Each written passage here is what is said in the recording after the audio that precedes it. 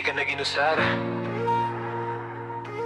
hinayog puno sa pagbati sa sinugdanan. Kusog og puno sa paglaom sa tunga-tunga ug katapusan. Sa tunga sa ulan, ug kang ngit-ngit sa gabi, nagtuo ko wala, nay mo dapig na ako. Matagla kang bugat kaayo, ang pasanon. Sa kalisod ug kasakit, hapit na ko mapukan. Puno ang huna-huna sa mga pangutana. Nganong daghan kaayo ang pagsulay nga gihatag ka na ako. Nagtuo ko gipasagdan, nagtuo ko nalimtan, nga matagluhan ako. Walay nakakita o nakadungog sa akong pag-agulo. Nagpaning ka mo tadlaw gabi, walay pahuway. Bisan di ka po'y nakahayo, nagpadayong gihapon sa paglaban na. Mga gabi nga gutom na, mga nga aglang nga walay kwarta. Tadi kayong problema, murag gila mo'y nako sa kasakit o kahadlok. Gisulayan sa kapalaran, murag tanan kontra na ako. Ang mga damgo nga gidalahin na inay nga nabuwak, ug nawalaan ang ruto ug nagampo. Murag walay tubang nga nadungog, mauto nagtuo ko nga naginusar ako nga napigdiso. Nining kalibutan Usahan bation nga murag wala na'y paglaong nga matagsa. Magdugka sakit murag walay katapusan ug walay tambal. Nagtuo ka gitaligdan, gibiyan sa tunga sa lawod nga lawom ug dako ang balot. Pero wala ka babalo matag higayon nga muhilak ka. Siya nagtindog radiha ug nagbantay kanunay ang matag pagsulay. Dili silot pagsusilang sa imong kusog ug kaligon. Kikabalo siya kaya nimo labaw pa sa imong gihuna-huna nga imong makita. Sa tating mo nga naginusara, ang iyang kamot kanunay nagkupot sa imong kamot. Matagigayon nga mo sa likatabang niya mo abot. Sa saktong panahon, saktong paagi. Dili kulang ug dili ulahi, wala ka niya pasagdi, dili ka niya biyaan. kining tanan Mula bayra, ug ikaw mas likon pa ug mas likon diha sa iya.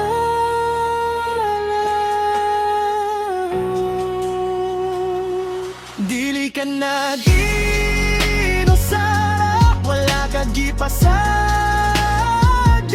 Matagkalisod nino ang Ginoo, kanunay nagtabang ug nagtindog tupad nimo. Ang mga pagsulay, pagsusilang sa iyang gugma ug pagsalig. Kay kabalo siya kaya nimo kini malabuan, malampasan tanan ug pagsalig at dunay ganti ug kahayag. Sa saktong panahon, tanang kasakit ilisan sa kalipay ug kalinaw. Ayaw ka wala ug paglaom, ayaw buhi ang pagtuo. Ana ang Ginoo, kanunay nagigugma ug nagguban kanimo. Karon nasa tanan ako ang tanang rason nga nung niabot ang bagyo. Nga nung naay mga panahon nga murag walay kahayag. Wala ko niya pasagdi, wala ko niya kalimti. Kining tanan para lang pagpaligon sa akong kasing-kasing ug pagtuod diha kaniya. Patagigayon nga mapukan to sa ang mubuhat ug motabang nako aron mo barog usab. Mapagigayon nga mo hilak ko siya ang mupahit sa luha ug mo hatag ug kusog ug paglaw. Nagtuo ko wala na'y motabang, nagtupo na humana aka kanan. Pero ang tinuod siya kanunay anaa, nagulat nagigubangan nga akong kananan. O kanhing gugit mugbarong nga di mo nang kahayag.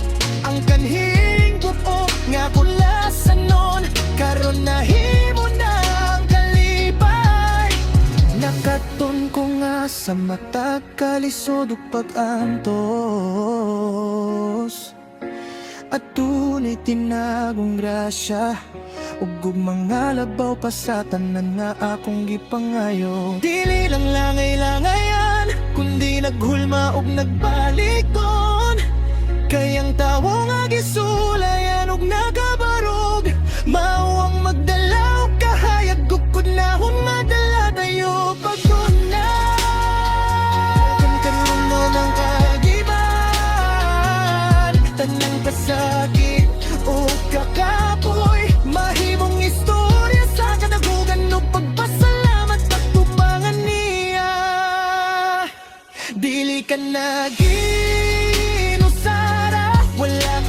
pasagi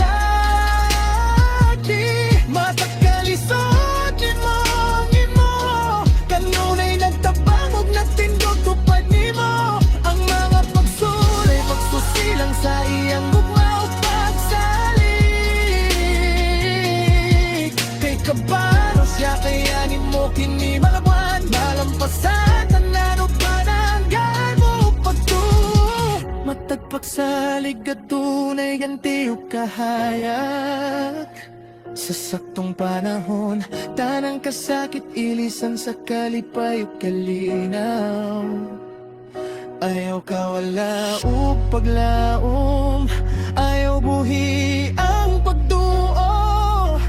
Ana ang Ginoo, kanunay nagigugma ug nag-uban kaningo. Bisan nun sa bagyada ko nga bagyo.